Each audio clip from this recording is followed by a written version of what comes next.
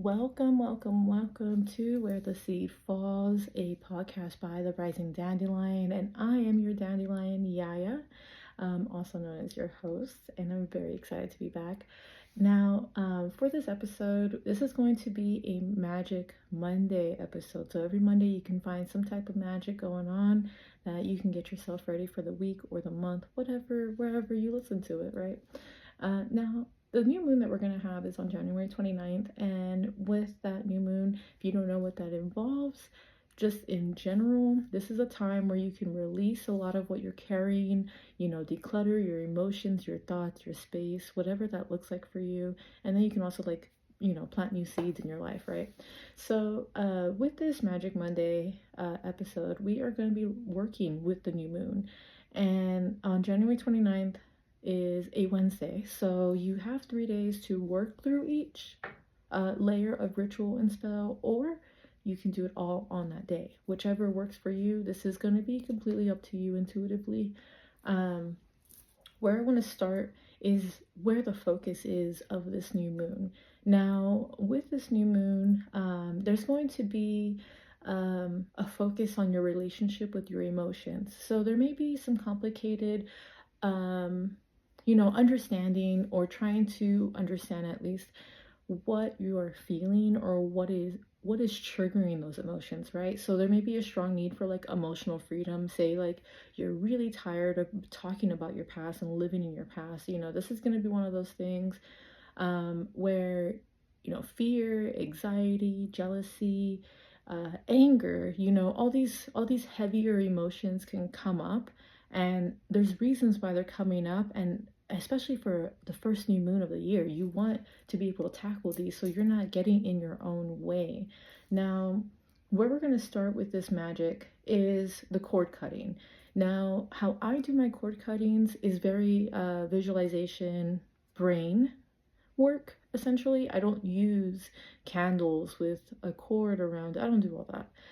That's just not how I do my personal work. No shade to anyone's practice. That's how I do mine, So with the cord cutting, I'm going to go ahead and we're going to break down these steps, and then we're going to go into the second part. So if the cord cutting is something that you have to do on the new moon, do it. If the cord cutting is something you want to do early on, so you're ready to plant your seeds and you have the space, prepped essentially, then absolutely. But before you do anything, you always want to cleanse yourself. You always want to do some type of smoke cleanse. You could do a wash, you could do Florida water, you could do an egg, whatever the heck it is that you want to do. But that's always the necessary, understanding that that's always going to be the first thing that I tell you outside of grounding yourself, right? But with the cord cutting, what I do is I visualize. So you can close your eyes while I do this, and then obviously record back, scroll back if you need to write it. But I close my eyes and I visualize a ball in front of me. And that ball in front of me is connected to me through a cord. And I visualize the cord like a rope. And sometimes, depending on the person, the rope material changes. So if it's something that's not very attached to me, or I'm attached to it, it's going to be like a very easy material to cut. If it's something that's very attached to me, or I'm very attached to it, it's a very different rope. It looks very metal. I don't want to say titanium or gold, but like my cord to like the divine and God is like a very gold, shiny cord.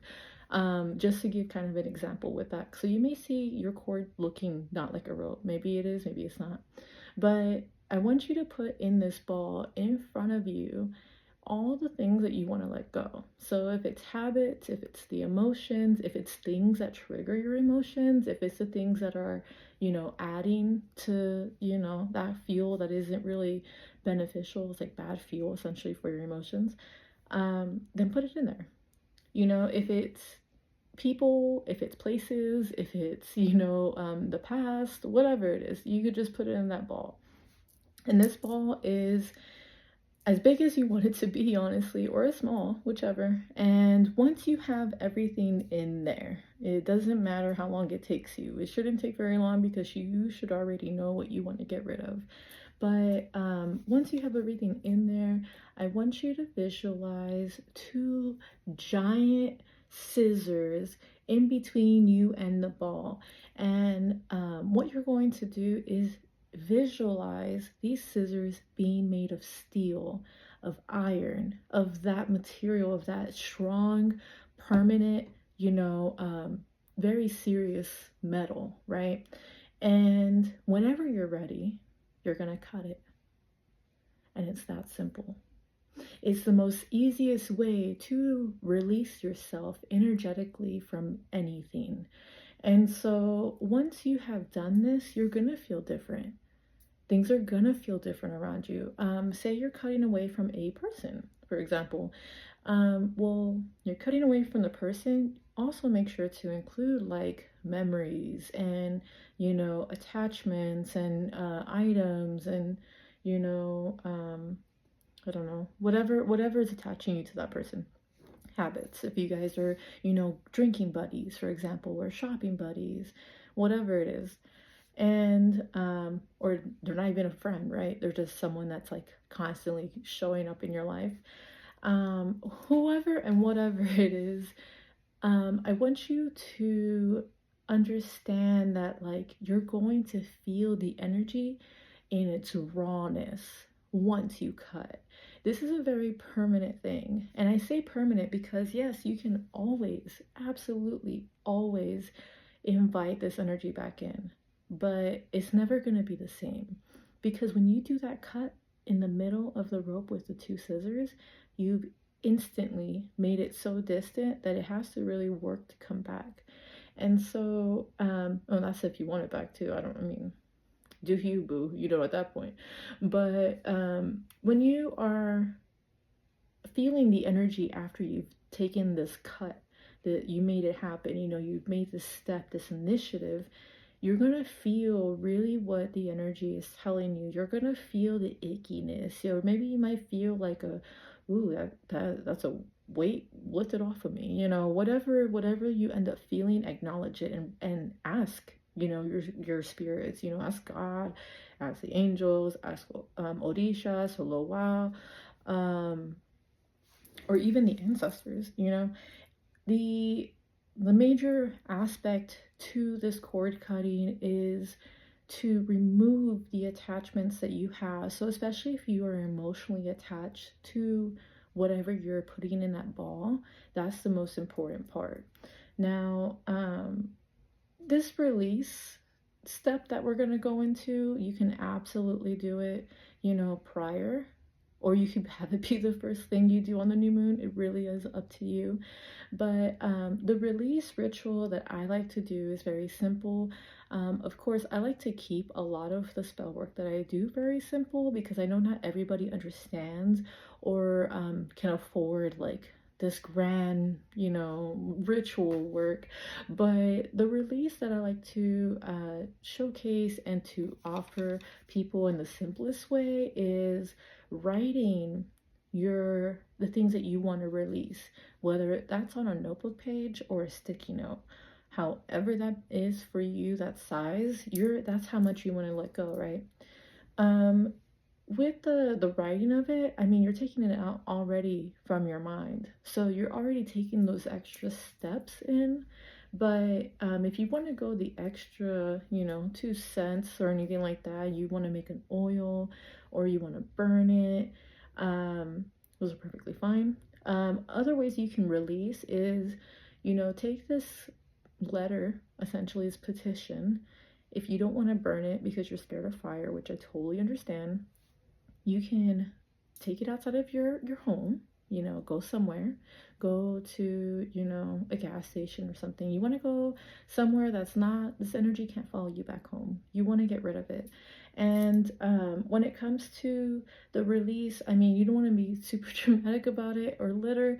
So if it's in your car or if it's prior, to going there, do that. You want to go with the flow of what's natural for you.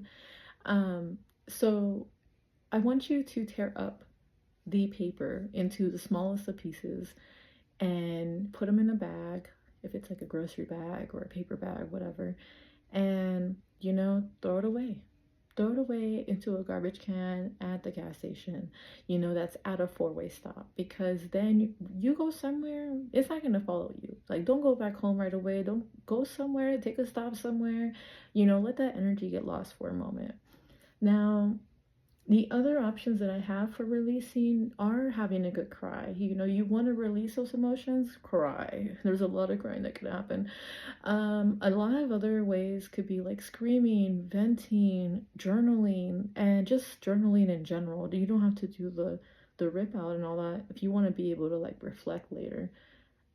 Even sitting at your altar, if you have an ancestor altar or a spirit guide altar like Ganesha or Thoth, or any deity, you could sit with them and just talk with them and let them know, this is what you want to let go, and this is what you're ready to release, and you're ready to see what's next and what is for you. Then absolutely do that. That's another way of releasing.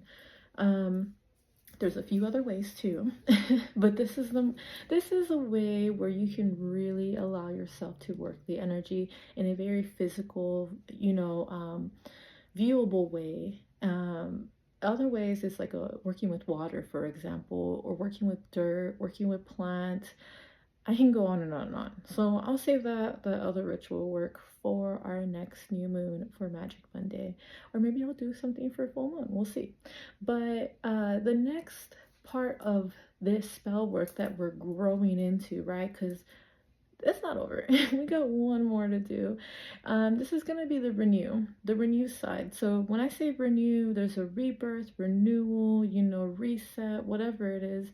I like to focus on this as like planting new seeds, because it's like you pull out the weeds, you throw them away, and now there's just like emptiness. And you don't want the weeds to grow back. You don't want to be having to fight again with the same energy. So in this renewal ritual, it's very simple too.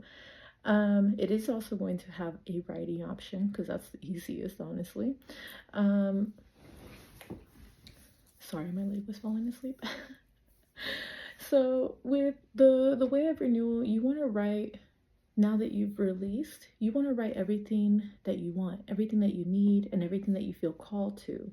Who you want to be, what do you want to be, where you want to go, what do you want to do, how do you want to do it, when, what is the time frame that you would love to do this, and do it this or that. You always want to provide at least the most likely options that feel most to you. It's not, looking at everything and getting overwhelmed by all the factors and variables. You want to keep it simple but specific. And so when I say, like, say you're manifesting new work, okay? This also can be viewed as like a home, if that's the other part. But whatever you're manifesting, you want to look at the different layers, not just the one perspective of physical and money. You want to see, like, when it comes to work that you're manifesting, where do you want to work? How do you want your coworkers to be? How do you want your boss to be? How do you want the environment to be? Are there benefits? What are the hours? What time are you going to work? Where is this location at? What are you doing? Is there vacation? Is there, room for growth? Is it for your highest good? Give yourself those options. And if it's stuff that you really don't know if you want to do, then, just the overall, what is it that you want? Do you want to be fulfilled with passion, or you just need something to like tie you over? Do you need a stepping stone? Whatever that looks like. If you're sitting with your spirits and you have been working on yourself, then that's going to be pretty clear for you. I don't have to go too hard. For people like manifesting a home, or well, I'll talk about a home first. So for people manifesting like a new place to live, what kind of floors do you want? How big of the space do you want? Where do you want it to be? How much do you want it to cost every month? Is it renting or is it buying? Is it one bedroom? Is it two bedrooms? Does it have a backyard? Does it have a balcony? Does it, you got to think about the small things for a moment, so that way you can get to, the bigger picture, because that is just a moment compared to the overall, right? Now, when you're thinking of a home, you also want to think what kind of neighbors that you have, because sometimes neighbors are not neighborly. I'm sure you guys have stories, and I don't really talk to my neighbors, but when it comes to like saying a relationship, because I know I'm trying to hit a little bit of everything for you guys. Um, so when it comes to a relationship, you want to manifest not just how the person is for you. Like you don't want to be so picky that like you're gonna drive yourself crazy. But think about and write about, what kind of person they are. How are they gonna love you? How are they gonna support you? How are they gonna nurture you? How are they gonna be there for you? And how can you be there for them?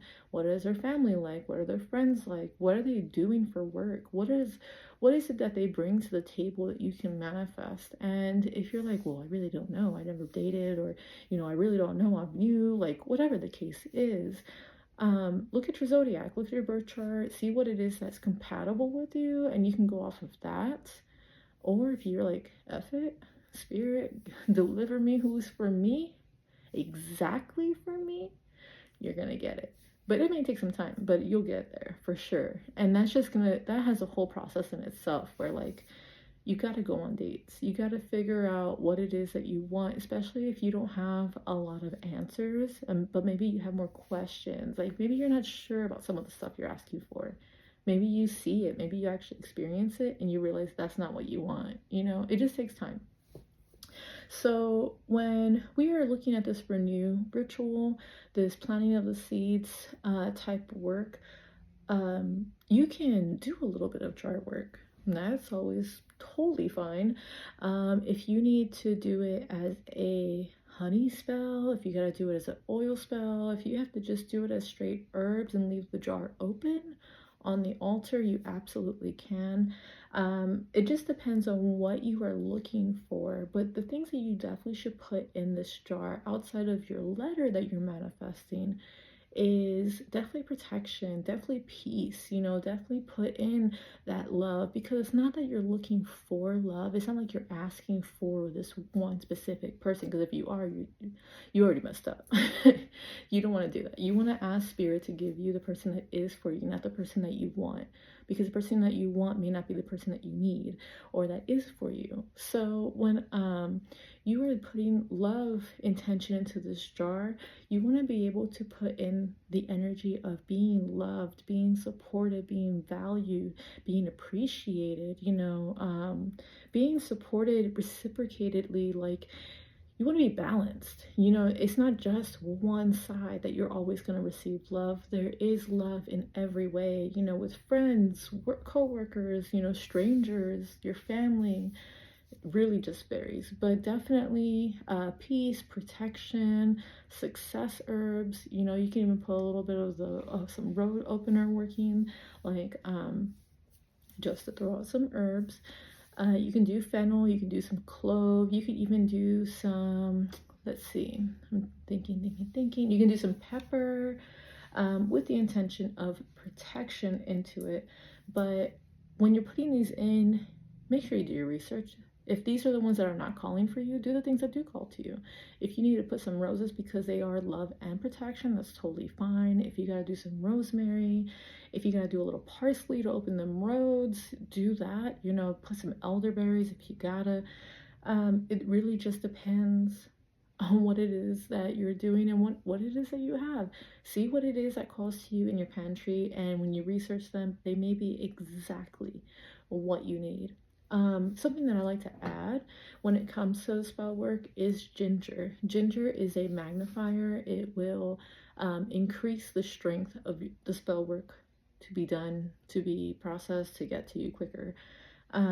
Just be open to how it flows. Don't try to control too much. This is where like a trust and surrender will need to happen, just to make sure like you're letting your spirits do what they gotta do, because you're asking for their help. If you allow spirit to do what they gotta do and you don't try to interfere too much or worry too much or think too much about it, like it's like you're putting them on pause. Like they can never go and do what they have to do because you're still talking, you're still thinking about it, you're still attached to it. You gotta detach the moment you're done with it. That is part of the secret. Now, how to work this? Okay, so say you do a jar, say you do a candle, say you do a brew, and you pour it to, you know, in a bath, or you wash your door with it, or you spray it, whatever the case is. This type of working is so versatile and so simple that you really can't mess up unless you're trying to be specific about a person or specific about a job. I mean, yes, you can get that job, but sometimes what you see is not really what it is. And so just be open to receiving what is for you. Don't box yourself in to something, you know, that you're bigger than. Essentially, you that, you know, you think he is for you, but you're actually worth way more, or you're, you know, you deserve way more. So how to work if you do the jar. Um, when I did my love jar back in 2018, I just wanted to be in the best realm of love. I wanted to receive love.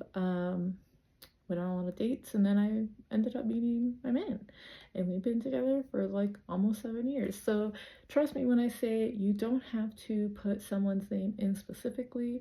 You just need to be open to experiencing and experimenting.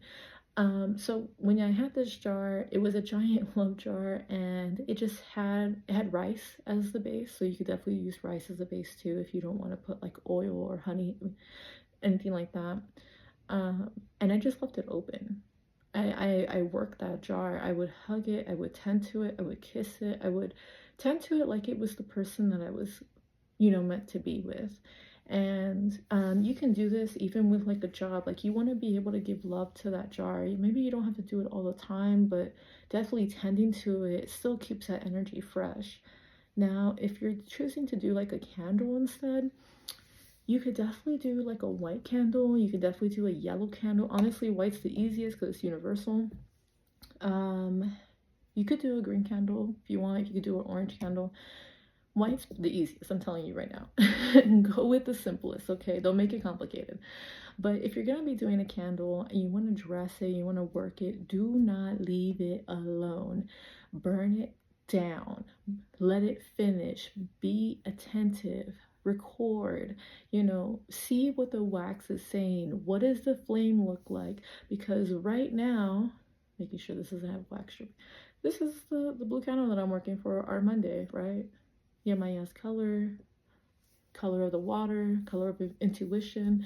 But I also have, making sure I don't have drip wax, this white candle, you know? And so we work in it. You see how big those flames are, and I don't even have those dressed. That's how simple it can be.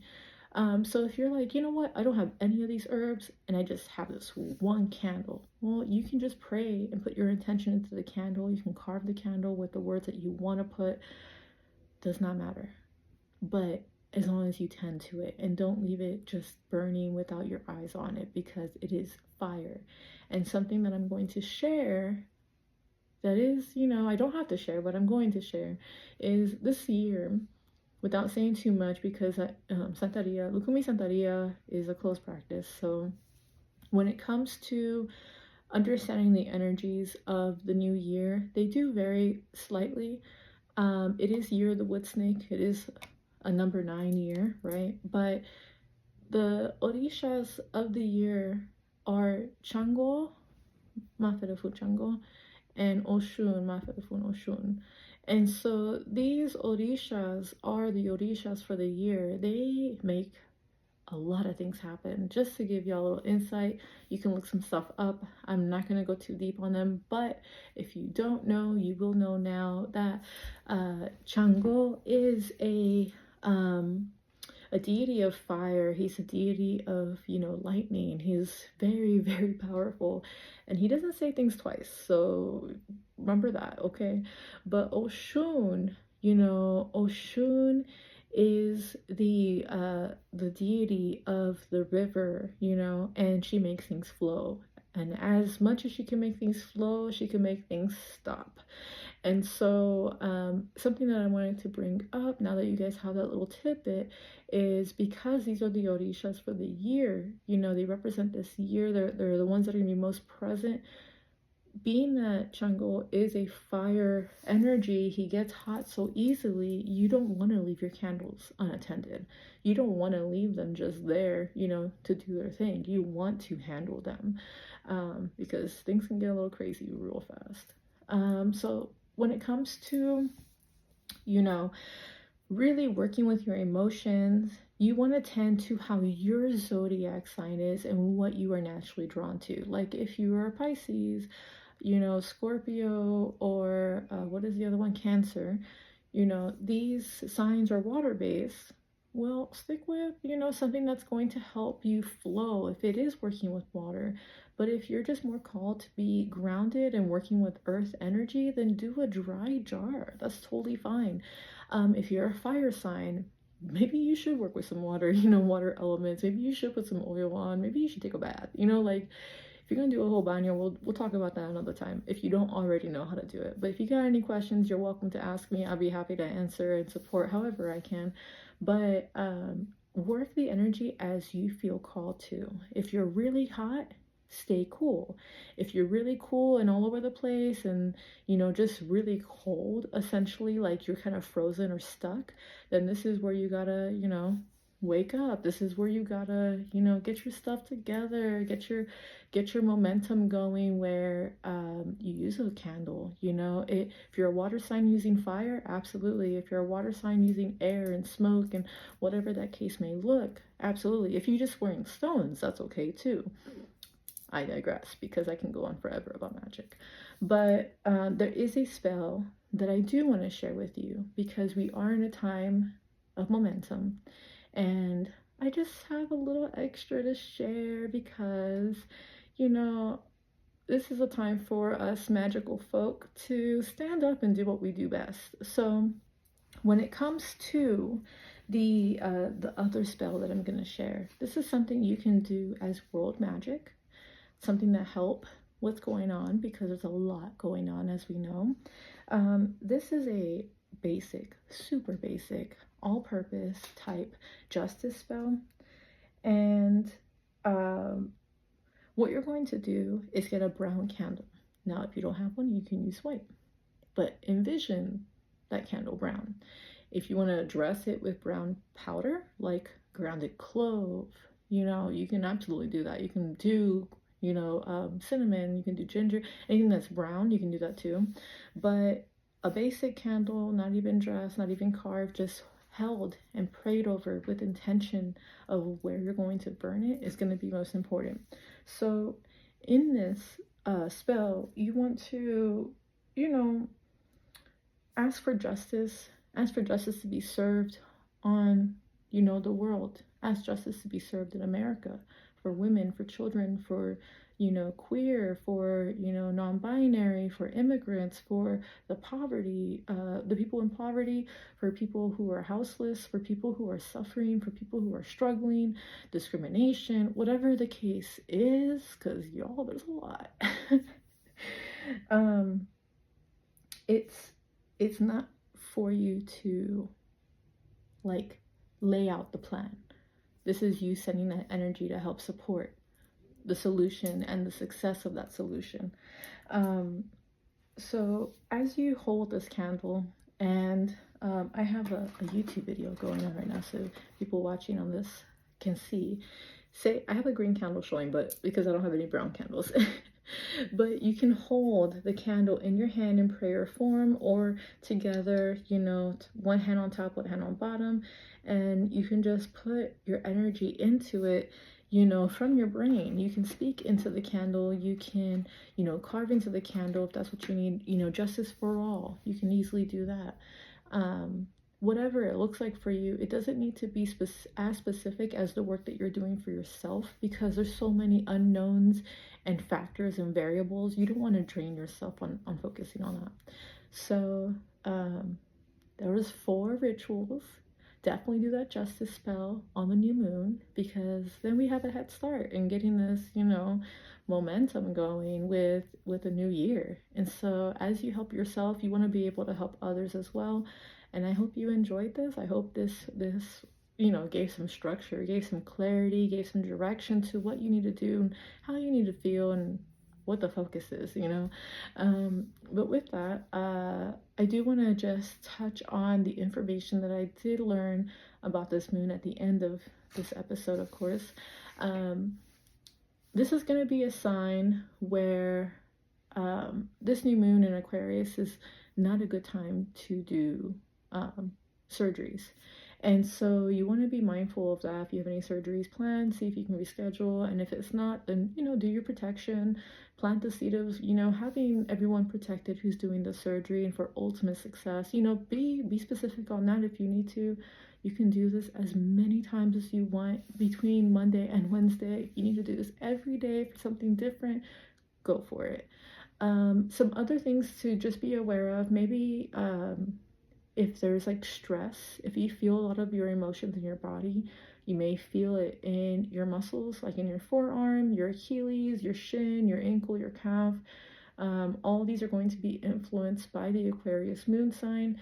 But something else that will also be affected is the thyroid hormones. So just make sure that you are allowing yourself to express what you need to. This is why the writing is so important, because you're taking that energy that you haven't talked about, that you haven't vented about, out of your body and onto a paper that's not attached to you. And if it's like, I just need to tell somebody, absolutely tell somebody, so that way you're not feeling, your throat chakras feel, so tightened up and so phlegmy or coughy or scratchy or whatever the case is. But I'm just sharing that because Aquarius are not afraid to speak their mind, period.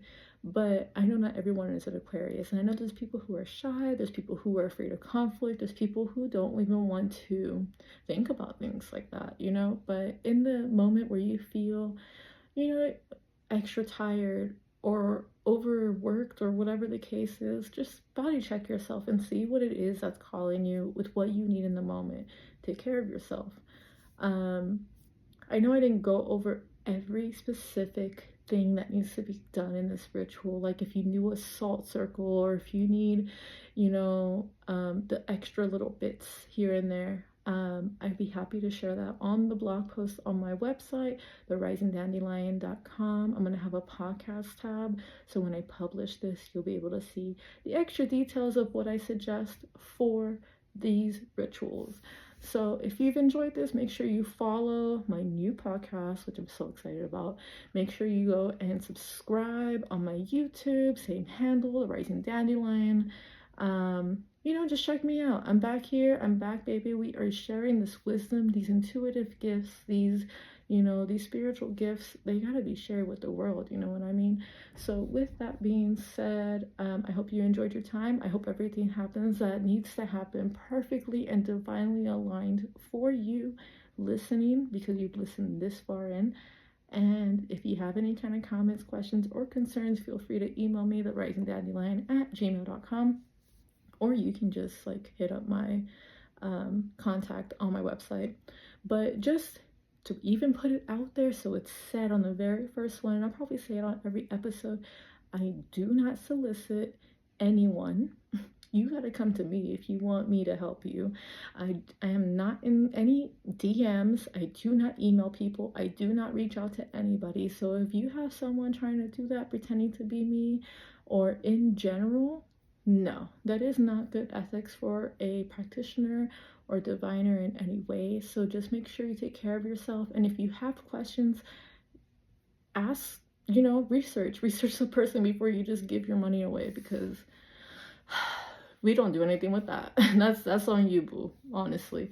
But all with that said, I'm very grateful for you listening, and look forward to my next episode launching on Wednesday, the 29th. We are going to talk about, the wonders. It's gonna be an episode titled, We Wonder Wednesday. And that's gonna include a variety of topics as well. And lastly, the last update that I'll have this week, because my goal every week is to have 3 episodes for y'all, is Friday. That's going to be Free Friday. So Free Friday could be a free reading, free collective reading, free insight.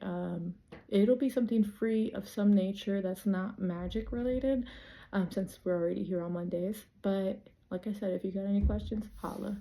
And again, I'm your host, Yaya, and it was a pleasure teaching you. Bye.